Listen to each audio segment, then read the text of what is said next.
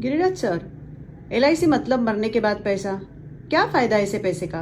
बच्चों को थोड़े ही अमीर बना के जाना है। मान लेते हैं ये साल आपका इनकम 10 लाख रुपया है साल का, तो क्या जिंदगी भर तक आप 10 लाख रुपए कमाने वाले हैं? अगर भगवान आपको अनुमति देते हैं 25 साल काम करने का, तो शायद अगले 10 सालों में वो 1 करोड़, 2 करोड़ या 5 करोड़ भी हो सकता है, या 10 करोड़ भी हो सकते हैं। इसका मतलब आप अगर जीवित हैं तो बच्चों को एक बेहतरीन जिंदगी दे सकते हैं। लेकिन भगवान न करे, भगवान ने आपको अनुमति नहीं दी 25 साल काम करने की, तो शायद उनके हाथ में 10 करोड़ छोड़ो, लेकिन 1 करोड़ रुपए भी नहीं आएगा। मुझको बताइए, अगले साल का उनका स्कूल का फीस कौन भरेगा? घर का राशन कौन भरेगा? इलेक्ट्रिसिटी का बिल कौन भरेगा?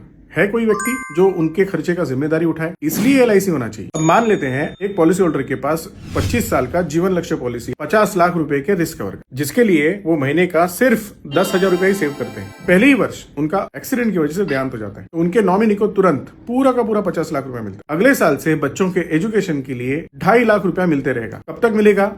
पूरे 25 सालों तक मिलते रहेगा। और 25वें साल में वाइफ के रिटायरमेंट के लिए अलग से 50 से लेके 60 लाख रुपए मिलेगा। और ये सारी की सारी रकम जो है वो पूरी मिलेगी, टैक्स फ्री मिलेगी। मुझे सिर्फ एक वजह बता दो कि आपके बच्चों के पास ये जीवन लक्ष्य पॉलिसी क्यों नहीं होना चाहिए। एलआईसी का मतलब मरने के बाद पैसा नहीं, आपके ना रहते हुए जो जिंदगियां जीने वाली हैं उनके भविष्य के निर्वाह के लिए एलआईसी, कम से कम उनका आत्मसम्मान सुरक्षित रहे, इसलिए इंश्योरेंस करते हैं। एलआईसी करो, जिम्मेदार बनो।